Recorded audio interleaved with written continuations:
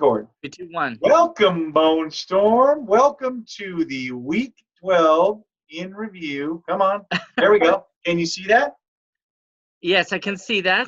Awesome. Okay, so we have a few tails on here. We obviously have the gobble gobble down there, and Yeah, I like Jason's that. fan of the year there with the turkey. I wonder if she just killed that and ate it with her. You should have had a picture of the Detroit game. That's the one that's always on Thanksgiving. True, as are the Cowboys. You're right. Oh, yeah, But Cowboys. I was in a crunch time thinking we were starting at a certain time, so I had to be everything ready by that time, only to be told somebody else was starting their own Thanksgiving dinner tonight. So that's why we're late. So anyway, thank you, Kevin. You're welcome. Yeah, exactly. We can see here on this screen lots of my drama. Drew Brees going off. I mean, having a good day against Todd. I didn't need that. Over there, Demaryius Thomas. Welcome back to the league. Glad to see you and not Todd's guy, Hopkins, catching that. You should have caught that, Demaryius. And down there you got Christian McCaffrey scoring 50 points. We'll get to that later. And then Grimble. Oh, Grimble is Crimble and not Christmas for Daddy. When he fumbles it into the end zone, touchback for Denver. That's a whole other story. Let's get to week 1 in review. Kevin, this is your score. Take it away. Oh, my goodness. I was not able to pull it off. Unfortunately, I put up a decent score, but I fell to, again, completing an almost perfect season. I'm working on it. The Braille Bombers take me down 148.7 to 135.8. I was still in it to win it, even though I'm mathematically out of it. I never say die, never surrender. What do you think? That attitude. Yes, love the attitude, and you never say die. Nobody should be dumping it, Joe. I know you were thinking about that. You never want to dump it. You always want to be a spoil sport to somebody else and see what you can do to mess up theirs. That's correct. Right. So, yeah, Mama came in. I mean, hey, it was a close game, only 10 points, so it wasn't like you were out of it. This wasn't like a thumping. You did really well. Matt Ryan showed up on Turkey Day to lose New Orleans in garbage. Well, not in garbage time, but 26 points for Matty Ice. Ezekiel with another huge day. He was definitely getting turkey leg with 27 points. T.Y. Hilton, thank you, Hilton, for showing up for 21 points. The rest of yours were not as memorable. The other side, Lamar Miller, huge run. I mean, he had like a 90-something yard touchdown against Tennessee on Monday night.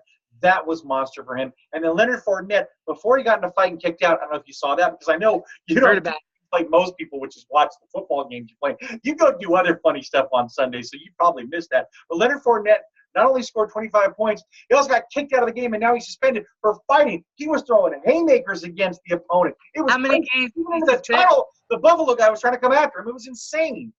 How many games is he suspended? I don't know. I didn't look that up, and I'll have to ask my mother because she was not happy to see him go out, but she at least backed him up with TJ Yeldon, so she's not hurting for next week. Unfortunately, that's against me. Next game.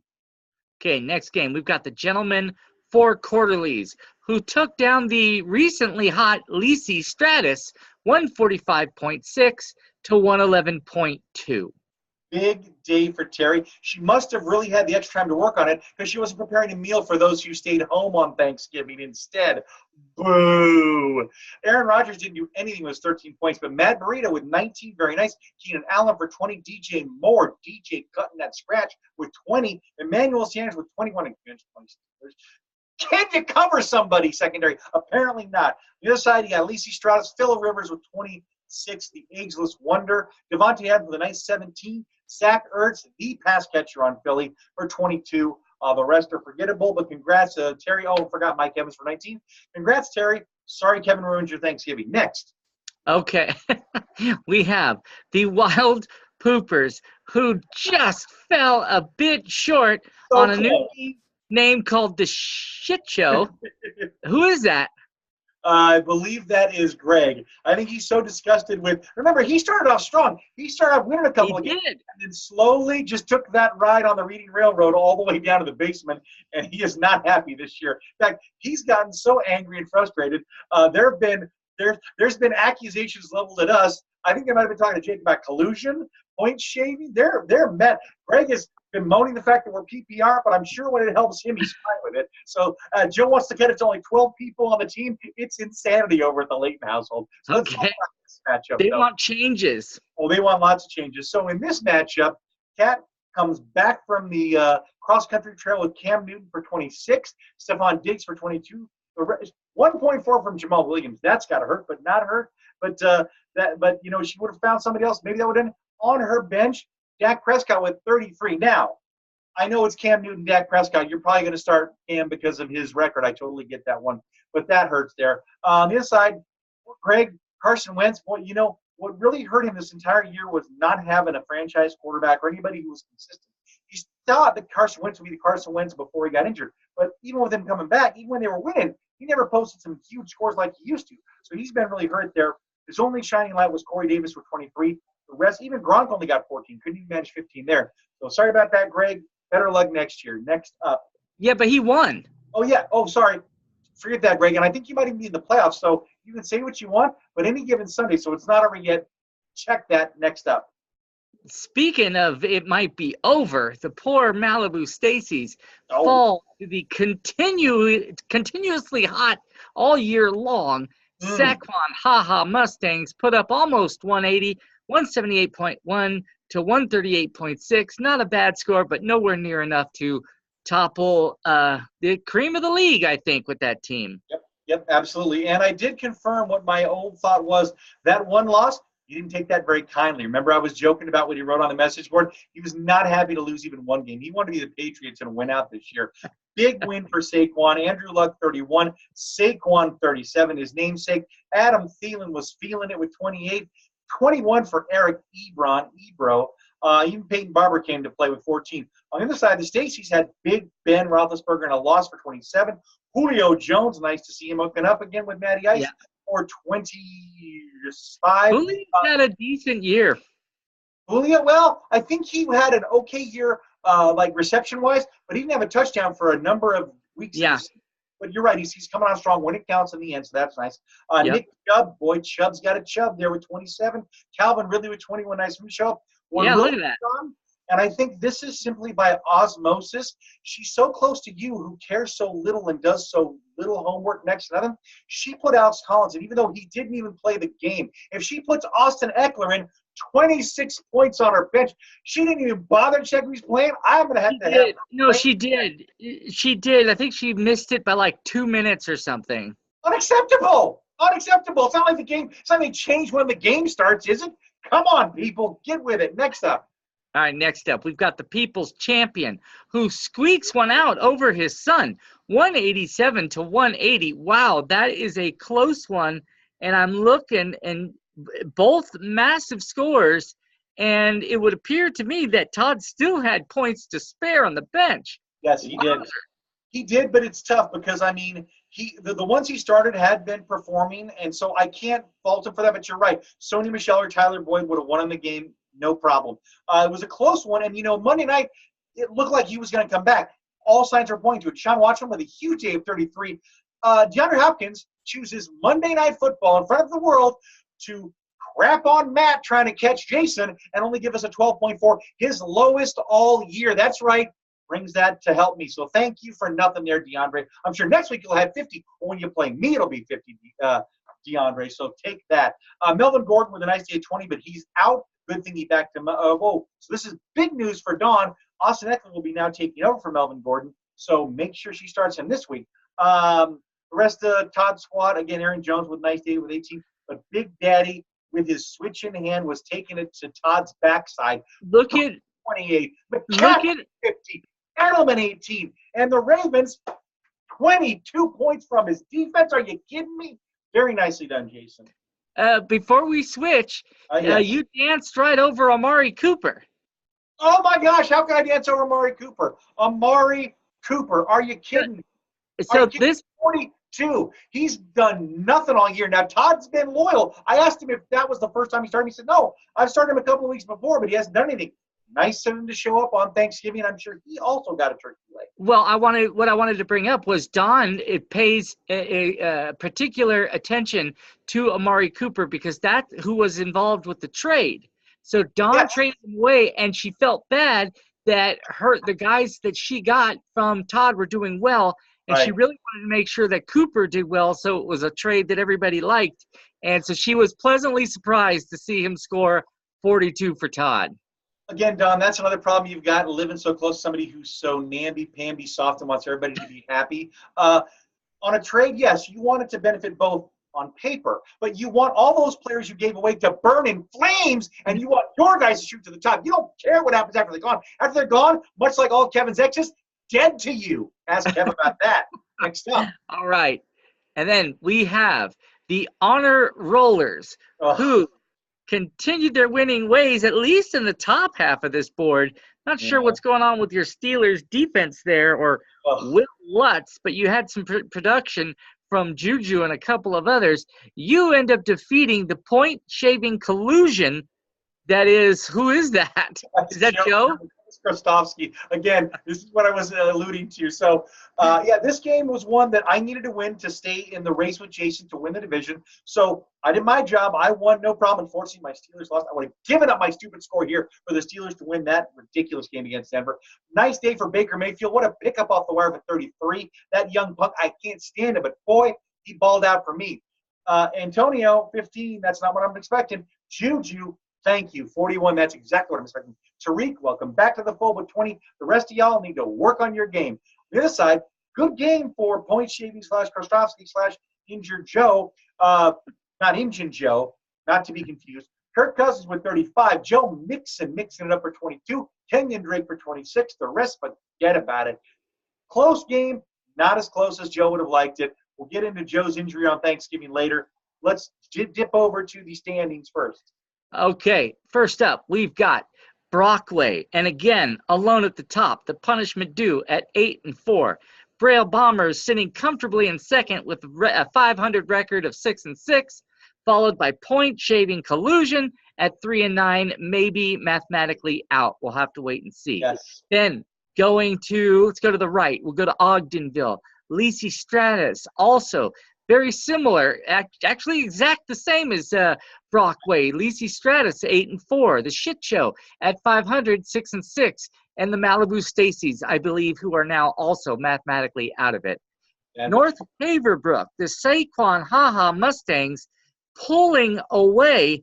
The Gentlemen Four Quarterlies have a great shot at going to playoffs with a losing record, and not a losing record by a little bit, more than one game behind. And you still got room. You could lose this week, still maybe go. Right, exactly. Crazy. Then we've got the People's Champion at 9-3. One game back, we have the Rollers at 8-4. And bringing up the rear with the worst record in football, Camp Krusty, 2-10, 10 losses out of 12 games.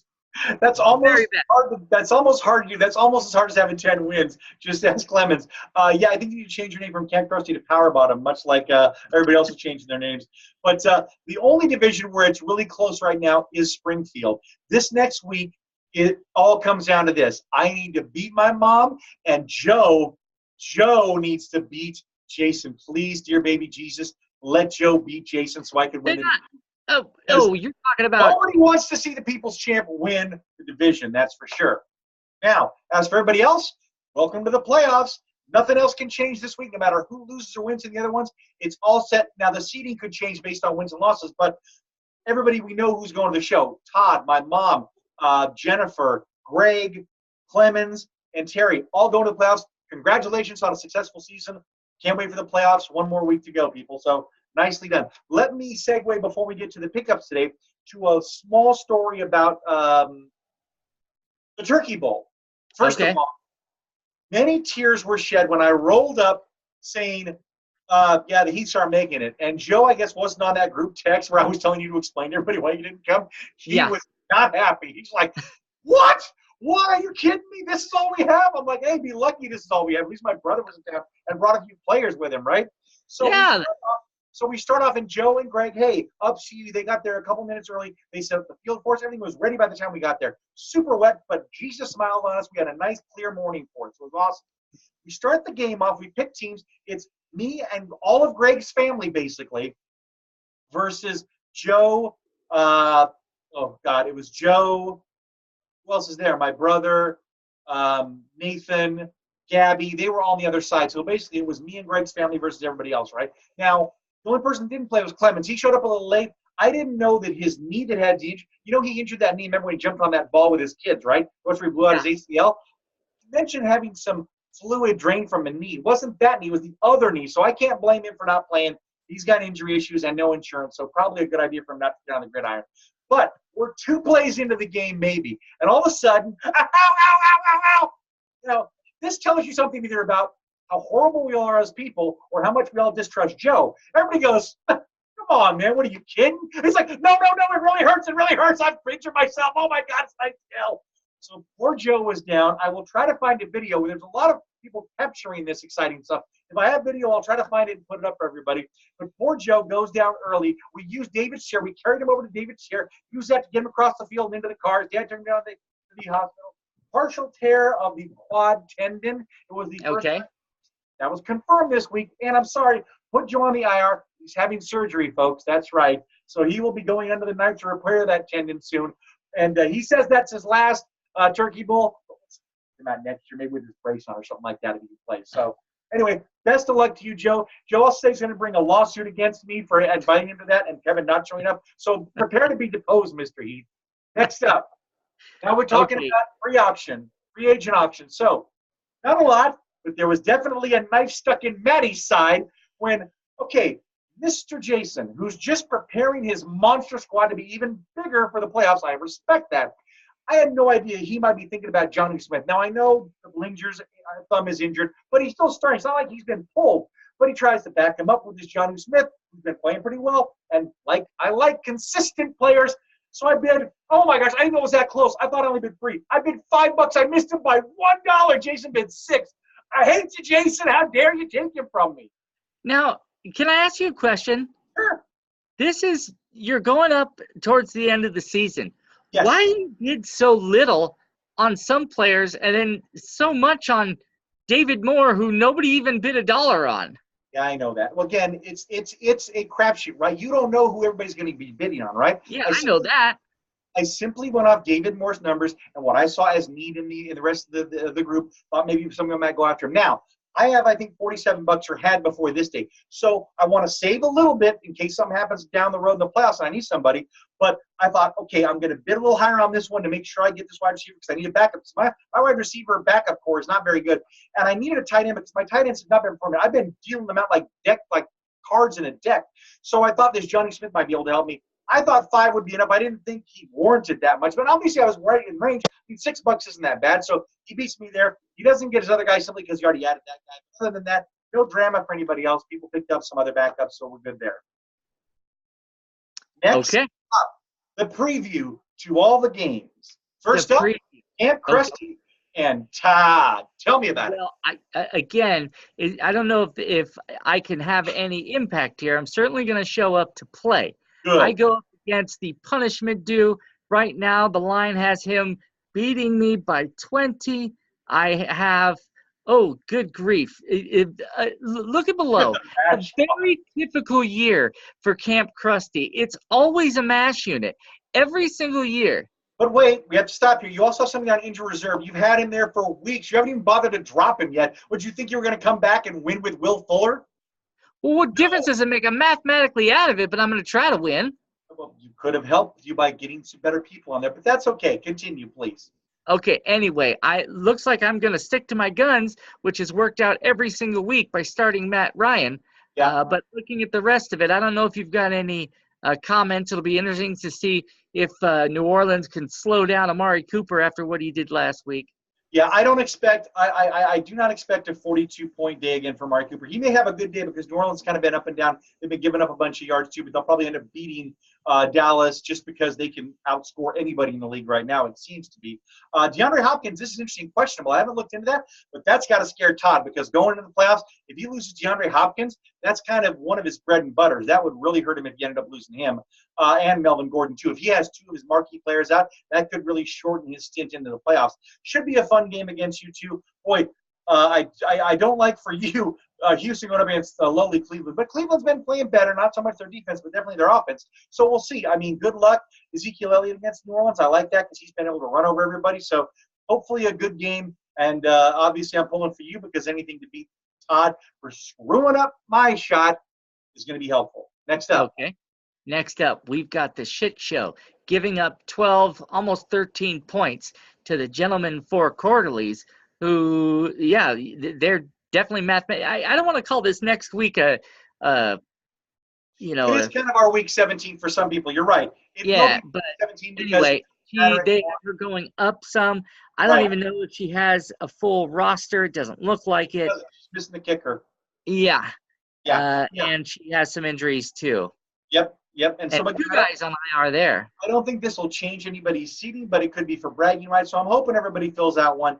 It should be a good game between these two, even if Greg thinks he's gone. You know what I'm going to laugh at? I'm going to laugh if somehow Greg manages in the playoffs to just have great days and get all the way to the finals or even win it all, because I will come back to all these times when he whined during the year and say, it's never over until it's over, right, Kev? That's correct, buddy. Exactly. Next up. All right, next up, we've got the Malibu Stacy's, who is showing a win against the Wild Poopers, who are only putting up 103. I think that's because they've got Danny Amendola, a questionable and scoring 0. And she's got a lot of questionables, but they show points. So I think she's just got to fix that one. Yep. On the other side, let's see. Dawn's in good shape. If she wants to put together a team, she's fine. She absolutely does, and kudos to Dawn for continuing to play even as her her light faded away at the playoffs. I mean, I love the pickup of Nick. It just happened the last 2 weeks, really. If you look at it, she made a brilliant move like 2 weeks ago. She got a kicker like with 4 minutes to spare, got him and started him, and the guy scored like, I don't know, a bunch. But she's lost some key games, and that kind of hurt her a little bit. 2 weeks ago, she lost to you, which she would have beat everybody else in the league, so that really hurt as well. Yeah, it does, but you can't go back and relitigate those games. But good game, and better luck next year, Stacey's. And I think the Poo-Poo Show, I don't know if they're in the playoffs. Maybe either. I should look into point shavings in that game. We'll have to see. I think you're gonna definitely need to, because that's a game that nobody cares about. But yes, you should go in there and just alter her score. Okay, I have a feeling that Saquon is going to bench half of these guys and coach them into playoffs, but we will see. Look at that monster score on that top half. I know. Good grief. He's got Luck, Barkley, Jalen Richard, Adam, Thielen, Ebron. Lacey Stratus is giving up about 20 almost to Saquon, who is continuing to have quite the season. Yep, we'll see how it goes. Again, it's always a tale of each week. Who knows what's going to happen?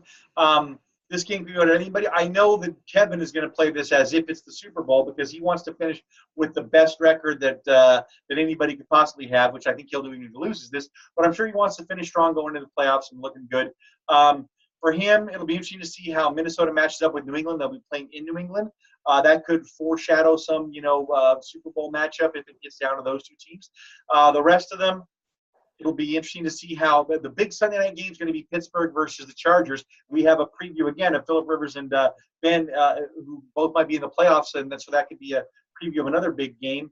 Devontae Adams going against Arizona. That should be a monster day for him going against Clemens. It's hard not to give Clemens the nod here, simply because he's just been unstoppable so far. Yep. Next up. Okay, we've got point shaving collusion. Oh my word! Showing a score of 7, giving up 87.5 points to the People's Champion. I think he should put the knee on hold and do something about this team, because that is not very good. No, and this worries me, because he threatened this, and I'll have to go look into this, and I will announce this here, as I did to the people that attended our little get-together at Buffalo Wild Wings.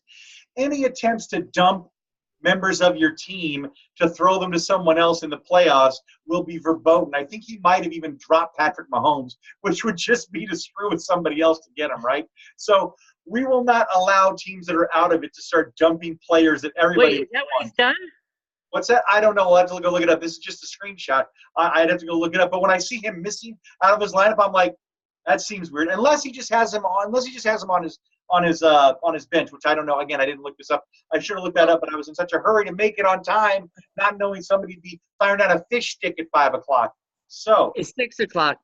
Should be a good game. I'm hoping that Joe fields a team, and of course, I'm rooting for Joe. I'm going to be working with him all week on who he should start. I'm going to be using every tool at my disposal to help him because helping him helps me if he beats Jason. Next up, last one.